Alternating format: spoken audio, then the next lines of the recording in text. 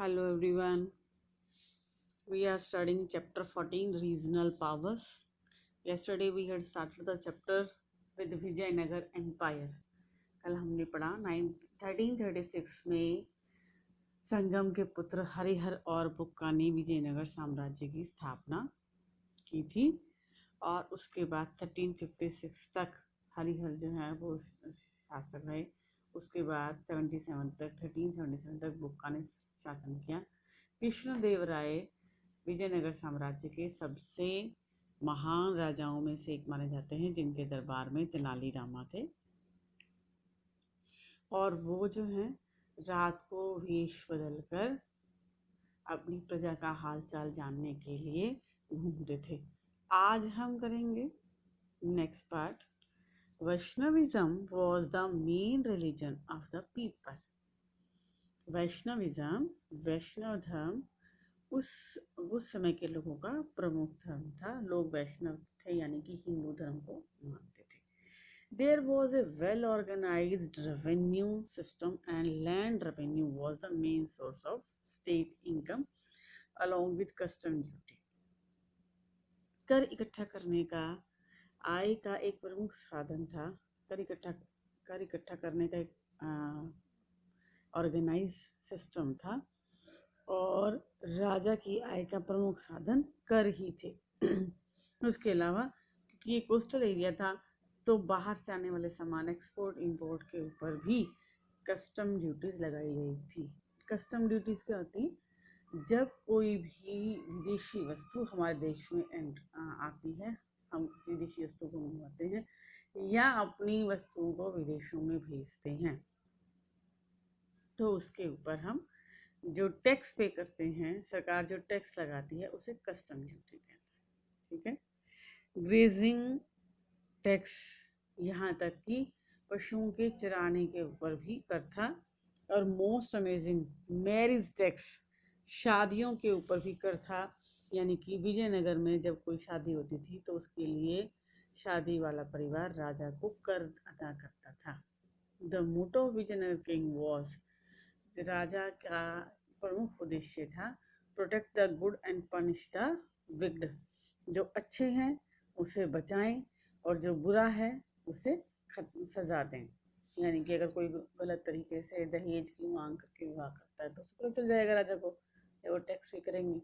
So protect the good, अच्छे को बचाएं, एंड पनिश द विक्ड, और बुरे को सजा दें। फिर आता है बेटा society and culture. The society was mainly divided into 3 classes. समाज 3 हिस्सों में बटा हुआ था। The nobles and the high officials. Nobles और हाई ऑफिशियल्स, राजा के दरबारी। Big traders and the middle class and the commoners. बड़े व्यापारी और and the middle class. High class के फर्स्ट कैटेगरी जो थी वो उसके अंदर नोबल्स, हाई क्लास और बिग ट्रेडर्स आते थे। फिर जो सेकंड कैटेगरी थी उसमें मिडिल क्लास लोग आते थे और थर्ड कैटेगरी के अंदर आम इंसान, कॉमनर्स आते थे। यानी कि समाज में अमीर लोग थे, मध्यम वर्ग के लोग थे और आम इंसान थे। समाज 3 हिस्सों में बटा हुआ था। Society was governed by the वर्ण सिस्टम। समाज में वर्ण सिस्टम था, यानी कि समाज 4 वर्णों में बटा हुआ था। Brahmin, Vaishya, Kshatriya and Shudra. Brahmins enjoyed a respectable position। ब्राह्मणों की स्थिति बहुत ही सम्मानजनक थी। The women were respected in the society। ना केवल ब्राह्मण बल्कि महिलाएं जो हैं उनको भी समाज में विशेष सम्मान प्राप्त था। They were educated and well versed in Sanskrit and local languages। They were educated, महिलाएं शिक्षित थी, संस्कृत भाषा का प्रयोग करती थी बोलने में, और लोकल जो लैंग्वेज थी उसमें वो वार्तालाप करते थे। यानी कि लोग जो है वो शिक्षित थे, संस्कृत भाषा का प्रयोग करते थे आम बोलचाल के अंदर, और लोकल भाषाएं भी बोली जाती थी। They were also given training in dance। महिलाओं को, या महिलाओं की बात कर रहे हैं, महिलाओं को नृत्य और संगीत की शिक्षा भी दी जाती थी। Training of in dance and music और डांस की शिक्षा भी दी जाती थी। Polygamy existed among the rich. अमीर लोगों में एक से अधिक विवाह करने की का प्रचलन था, रिवाज था, लेकिन आम आदमी जो है वो केवल एक विवाह ही करता था। यानी राजा या जो नोबल्स थे या जो हाई ऑफिशियल्स थे या जो बिग ट्रेडर्स थे वो एक से ज़्यादा शादियां कर लेते थे, कर सकते थे, लेकिन आम आदमी जो है वो केवल एक ही विवाह कर सकता था। Sati system sati system and child marriage were also prevalent. बाल विवाह और सती प्रथा भी प्रचलन में थी। There were devadasi in the temples for performing puja. ईश्वर की आराधना के लिए मंदिरों में देवदासी थी। देवदासी क्या होती थी? ये वो महिलाएं होती थी, वो लड़कियां होती थी जिनका विवाह नहीं होता था और वो सदैव भगवान के मंदिर में रहती थी, मंदिर में ईश्वर की आराधना करती थी, ईश्वर के सामने नृत्य प्रस्तुत करती थी, गाती थी। Education was mainly imparted in temples and mathas. शिक्षा के लिए बच्चों को टेम्पल और मठों में भेजा जाता था, टेम्पल्स में भेजा जाता था, मठ में भेजा जाता था। Which were given grants by the king. मंदिरों और मठों को राजा के द्वारा बहुत सा धन दान में दिया जाता था। Saina was a great scholar of Sanskrit. Saina उस समय का बहुत बड़े विद्वान थे जिन्होंने who wrote commentaries on Vedas, जिन्होंने वेदों के ऊपर व्याख्यान लिखे। साइना उस समय के बहुत बड़े विद्वान थे जिन्होंने वेदों के ऊपर व्याख्यान लिखे। Mahanavami festival was celebrated with great joy and enthusiasm. Mahanavami का पर्व बहुत ही हर्षोल्लास के साथ मनाया जाता था। Hinduism dominated the population, but people of other religion also lived in peace and harmony. वैसे तो प्राय करके ज़्यादातर हिंदू धर्म को मानने वाले लोग ही थे, लेकिन अन्य धर्मों के लोग भी शांति और सौहार्द के साथ रहते थे। Art and architecture. Vijayanagar had many beautiful palaces and temples. Vijayanagar के अंदर बहुत सारे सुंदर महल और मंदिर थे। Vitthal Swami and Virupaksha are the most famous temples. उस समय के जो प्रसिद्ध मंदिर हैं विठल स्वामी और विरूपाक्षा विजयनगर साम्राज्य के प्रसिद्ध मंदिर हैं। It is said that ऐसा कहा जाता है the city was surrounded by 7 walls के शहर के चारों तरफ 7 मजबूत दीवारें थी। Large pillared halls known as कल्याण मंडप। ये देखिए, ये जो विशाल पिलर्स हैं इनके यहाँ जो हॉल है इसे कल्याण मंडप कहा जाता था। अंदर एंटर करने के लिए बड़ा सा गेट बनाया जाता था।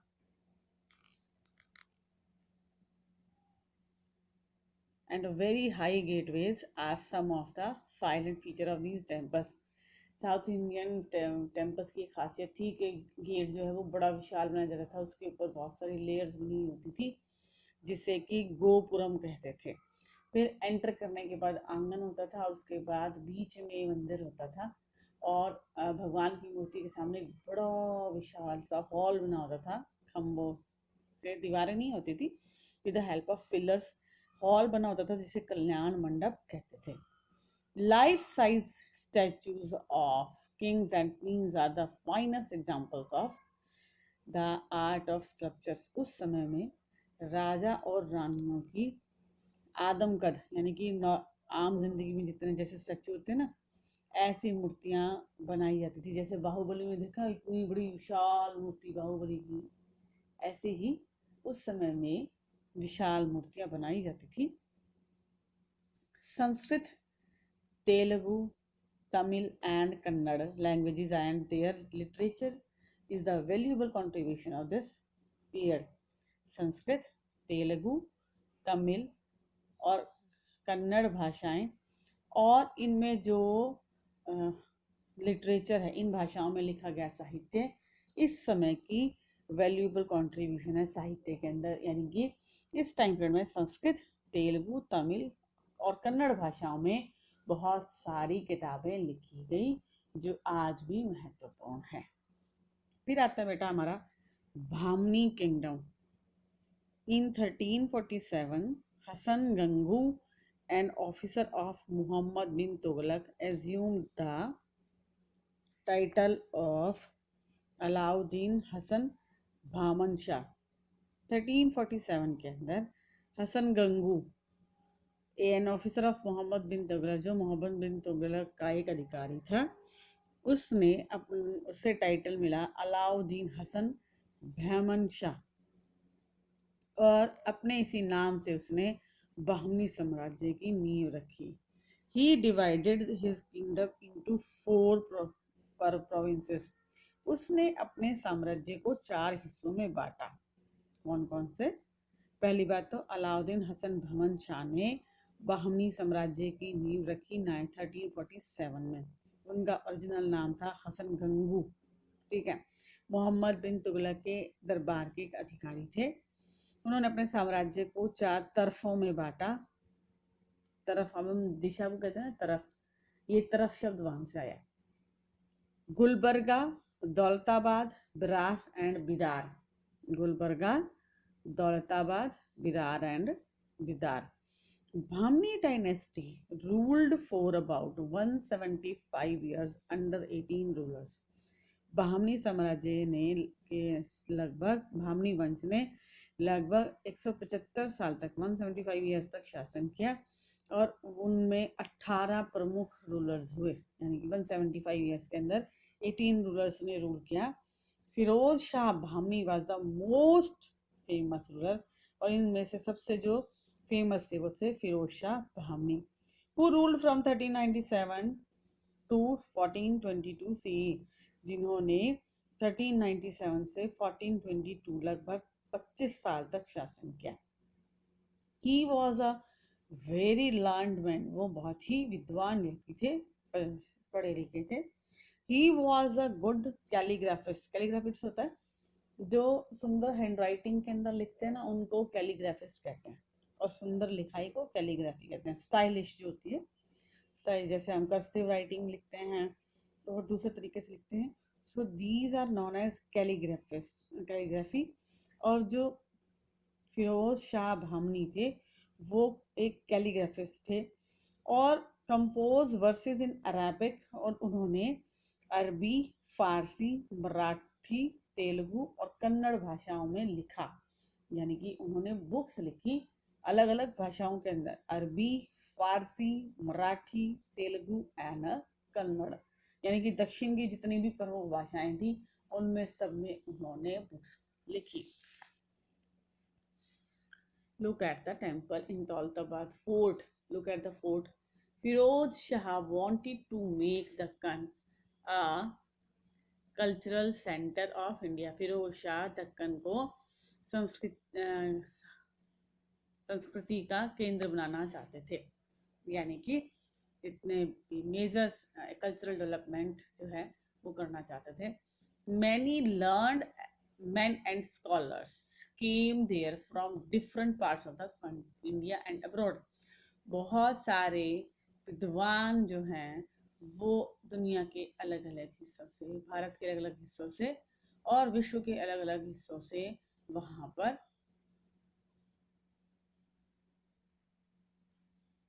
पहुंचे। बहुत सारे विद्वान लोग दुनिया के अलग अलग हिस्सों से और भारत के अलग अलग हिस्सों से यहाँ पर पहुंचे। He built an observatory in Daulatabad. अब दौलताबाद में फिरोज शाह भामनी ने एक ऑब्जर्वेटरी का निर्माण किया, निरीक्षणशाला का निर्माण किया। Firoz Shah inducted Hindus in his administration. Firoz Shah inducted Hindus in his administration. He had to leave the throne to his brother Ahmad Shah. अपने भाई अहमद शाह के लिए फिरोज शाह ने अपनी गद्दी को छोड़ दिया। Who transferred his capital from Gulbarga to Bidar, और फिर अहमद शाह ने राजधानी को गुलबर्गा से बिदर में शिफ्ट कर दिया। Ahmad शाह's grandson Humayun was called जालिम Humayun as he was a cruel and merciless ruler। Ahmad Shah के जो पोते थे हुमायूं, ये वो हुमायूं नहीं है जो अकबर के पिता थे। अहमद शाह के पोते हुमायूं, जिनको जालिम हुमायूं भी कहा जाता था, वो एक निर्दयी शासक थे, इसलिए उनको जालिम हुमायूं कहते थे। During 1463 to 81 CE century, 1463 to 81 century यानी कि 18 इयर्स का जो टाइम पीरियड था, महमूद गवन was the prime minister, but in reality he controlled the entire administration। Mahmood गवन जो हैं वो प्रमुख मंत्री थे, लेकिन वास्तव में शासन वही चला रहे थे। The kingdom was divided into 8 तरफास। अब महमूद गवन जो थे उन्होंने साम्राज्य को 4 की बजाय 8 हिस्सों में बांट दिया। पहले वाले 4 कौन कौन से थे? गुलबर्गा, दौलताबाद, बिदर एंड बिरार। और मोहम्मद गवन ने तो उसको भी आगे और 4 हिस्सों में बांट दिया, यानी कि 8 हिस्सों में बांट दिया। अंडर तरफदार, जिसके ऊपर एक एक तरफदार को बैठा दिया गया था, जैसे जमीन के ऊपर जमींदार, मनसब के ऊपर मनसबदार, तरफ के ऊपर तरफदार। The salaries and perks were fixed for each nobles. अब हर दरबारी की तनख्वाह को फिक्स कर दिया गया। Salaries were paid in cash और इन द फॉर्म ऑफ जागीर। तनख्वाह जो है वो कैश की फॉर्म में दी जाती थी या जागीर की फॉर्म में दी जाती थी। गवन बिल्ट अ ग्रेट मदरसा और कॉलेज इन बिदर। महमूद गवन ने बिदर के अंदर एक बहुत बड़े विशाल मदरसे या कॉलेज का निर्माण करवाया। The building was beautifully decorated. Building जो है वो उसको खूबसूरत तरीके से सजाया गया था टाइल्स के साथ। It could accommodate 1000 students and teachers, और यहाँ पर 1000 बच्चे और टीचर्स रह सकते थे। The Bahmani kingdom was a cultural bridge between north and south.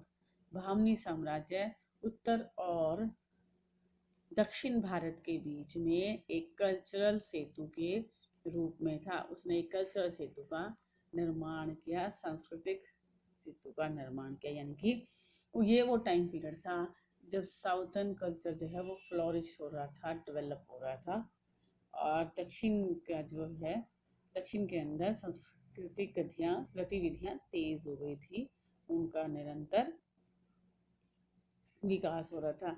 सब दक्षिण की जो भाषाएं थी उनको महत्व मिल रहा था।